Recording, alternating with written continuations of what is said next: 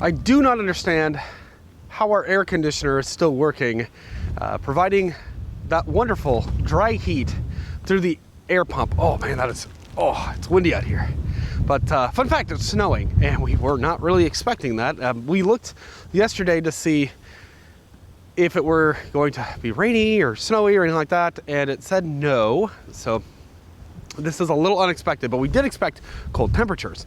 Nothing has frozen on us. However, before it gets too crazy, I think I'm gonna dump our tanks. That's probably a good idea, right? It sort of hit me here yesterday while I was walking around. Kind of reminded me of our Airstream, of course. Why we are not Airstreamers any longer, and I thought I would share this with you. You know, we've shared a few stories of our Airstream days, and I am inclined to love them forever. There's something about them, I kind of obsessed over them for quite some time.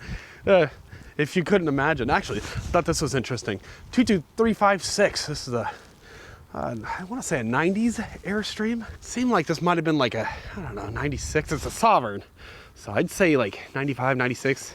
But yeah, check this out. So poor thing has windows blasted out here in the front, but that's seen better days, but check that out. The Sovereign was not a bottom of the line trailer by any means, but you can see the roll doors that they have on the cabinetry there.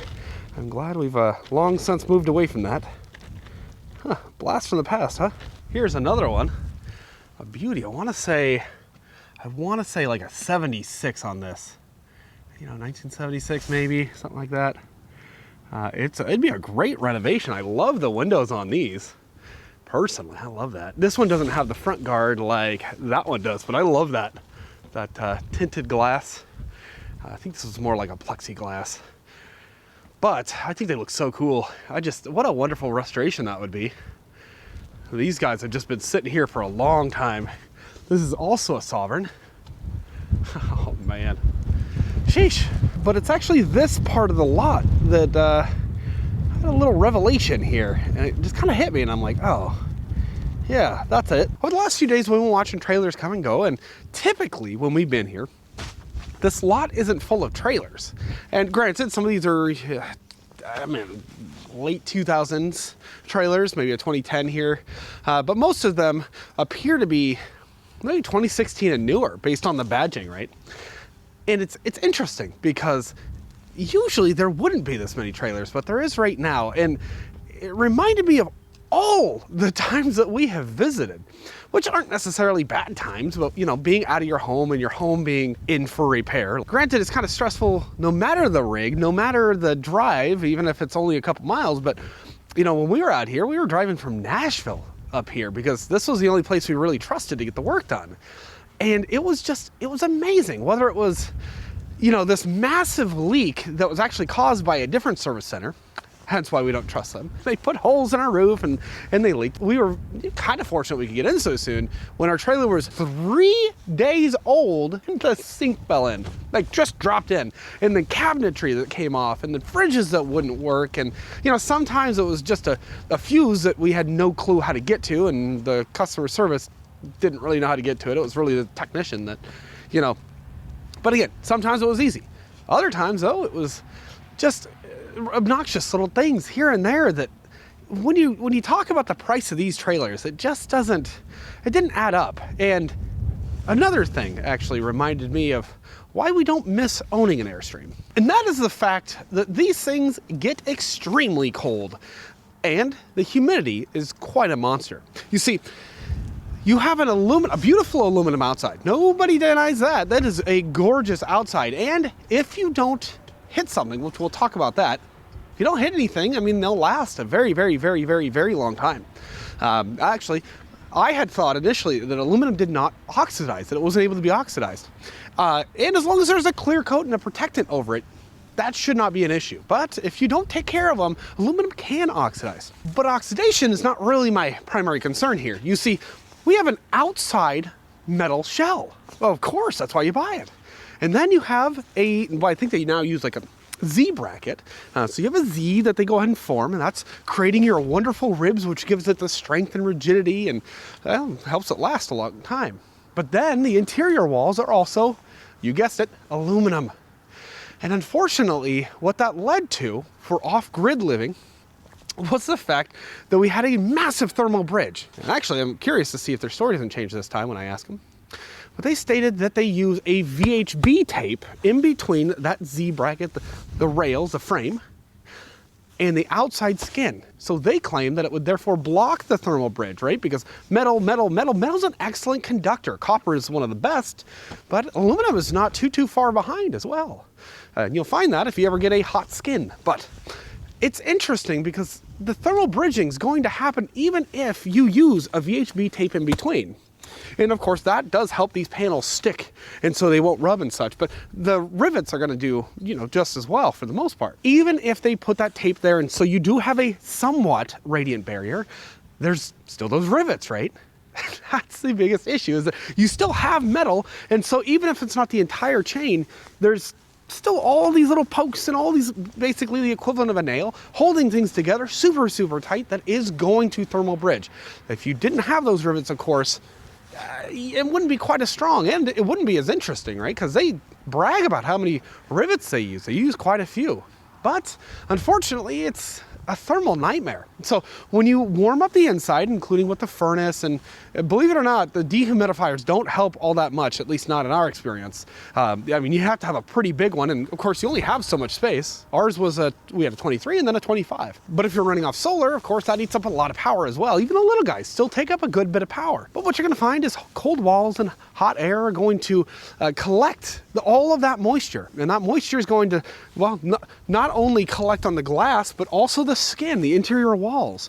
It's going to come down. Ultimately, what that led to is not just like, okay, clean it up every now and then, right? Dry it off every morning, perhaps.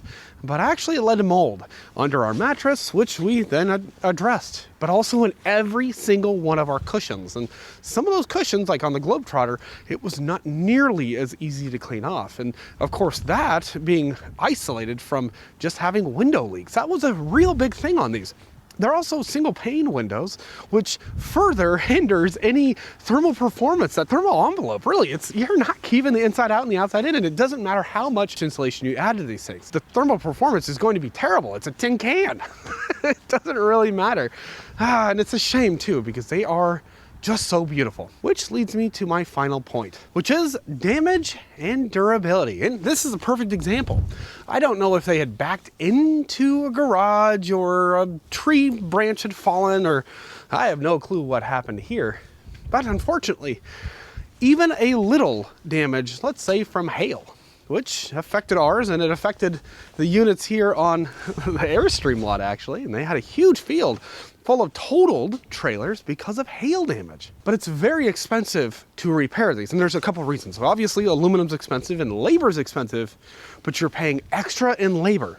Why? Well, it's because of the way that these are riveted together. I mean, it's wonderful. Do not get me wrong. It is awesome to see it in action. It's awesome to see them going down the road. But when you go to repair these, because they are buck riveted from the outside in, that means you need to go inside out. And you have a lot to remove. It's a lot of labor, and you have to drill each and every one of these rivets out. And by the way, you don't want to go too fast or be too sloppy, because you don't want to damage the skin and create a further repair. It's also one of those things that touching these up isn't really an option, right? And so a scratch quickly turns into a massive dent. In fact, our newest neighbor here, they've got a little bit of, let's say, character on the side of their rig. And a lot of our Airstream friends, what we found was they were in for that exact reason. Now, it's not that they can't be repaired, but it's that, one, it's expensive, and that leads to insurance costs going up as well. It's also time consuming, and you need to find somebody that can do it for you. So in terms of like a rugged off-grid beast, these aren't the same as they were in the 40s and 50s. That's a different type of metal, and things evolve, and that's wonderful, both good and bad. But they also are not quite as durable, and that's what led us ultimately to fiberglass. And actually, there's a couple reasons we can talk about. You know, I swear it is getting colder by the minute. It's the wind chill, really. But it leads me to our escape trailer, and we've had many RVs over the times. We've had a Scamp trailer, we've had a Holiday Rambler motorhome, Jayco, 2 Airstreams, a Winnebago, and our escape trailer. And there was a couple of things about this. See, when we were doing our research, we liked the fiberglass. In fact, we found out with our Holiday Rambler motorhome that had both metal doors on the bottom and the fiberglass siding. We found that the fiberglass was significantly less thermal bridging and a lot more forgiving in terms of scratches and dents and things like that. In fact, where our bottom doors had dented once, I'll admit, there was absolutely zero damage on the fiberglass, maybe other than a small paint scratch. But most molded fiberglass trailers, including our beautiful Escape 23, well, they don't have paint, they have a gel coat. So during the creation, they got these big old molds, basically big hot tub mold, bathtub molds, whatever you want to call them. They go ahead and they spray their gel coat, and in our case, we got a white top and a blue bottoms. This is very durable stuff. If you look how thick the gel coat is, you can go ahead and you can sandpaper to remove a scratch and then just polish it right back out. And we have had to test that, in fact. We went ahead and polished it right out with a normal polisher like you'd use on a car. So they go ahead and they spray the fiberglass right after on top of the gel coat. That goes ahead and it bonds, and then that's what you see here. And believe it or not, these are super solid. I would not punch the side of an Airstream the way I would the side of this beautiful fiberglass trailer. Now, this goes for just about any fiberglass trailer, and it's hard to go wrong with any one in particular. There's a couple things that stood out about the Escape for us, and that was the fact that this is not a seam. They go ahead and they fiberglass in the middle there, which is wonderful. Loved that. I think a lot of the fiberglass manufacturers will. We wanted something that was lighter. It was the perfect floor plan, and this floor plan is awesome for us. We had 2 dogs when we started. Now one decided to live with my mom, so we got the 1 dog. But he's comfortable, we're comfortable, we have all the features we need, including large holding tanks, which were a big deal. There are fiberglass trailers that are 4-season, but we didn't really want to pay extra for them, and we found that this guy compensated for that, because really we're rarely in these kind of conditions. This guy compensated with other features that mattered more and better value. But I will say, we're in this winter environment, and it's snowing out, and we've not frozen up. We are connected to power, and we're running our roof heat pump, but surprisingly we're pretty good, and that's more than we could say for our Airstreams, which, again, the thermal performance of these is very different. Now, unlike our motorhomes, there's no metal bars in here to still bridge. You still get some of that sweating when you have the aluminum substructure. You know, that's just a thing. But the performance of this is excellent. And for example, with our Scamp, we found that the bottom was actually exposed plywood, which made it easy to work on in a lot of cases. But Escape has chosen to go ahead and just fully envelop the bottom, other than a few perforations for tanks and things like that. And we actually opted to get heated tank pads and spray foam, which is kind of a nice upgrade in my opinion. Yeah, the performance of this, the longevity of this, I would say it will actually surpass the Airstream, and that is not something that you see in marketing materials. But when it comes to, you have no seams on these, whereas you have multiple seams, and they do need to be sealed depending on who you talk to every year to every 5 years. And that's kind of, it is a factor for us. We just want less seams, less things to go wrong, things that have gone wrong in the past. But when we picked up our Escape 23, it was actually a new model for Escape, and this didn't exist prior. So now that we're looking, it just happens to be available pretty recently, and we go, hey, let's say, let's take a look at this, let's do some research. We watched some videos and we ordered ours sight unseen, and believe it or not, it worked out perfectly for us. It's kind of interesting though. They call this an Escape 23, but it's actually longer than our Airstream 23. And now I gotta say, so the overall profile of this guy, it's excellent. It tows really well, just like our Airstream did. No issues with that. The durability is better, but the weight, when we had a 25-foot Airstream, the weight was like 7,300 pounds. This thing is 6,000 gross, which is really quite something, and that matters. Content in this, by default, not only is it more custom, but of course the electrical systems are significantly upgraded on the 23. There's a lot of default features, including an aluminum frame, which I cared a lot about actually. Not that we had any issues with our Airstream frame, but that was a big selling feature. Interestingly, they actually use very similar axles. A lot of, the suspension components there, very similar. The braking's all there. LED lights actually better on this guy.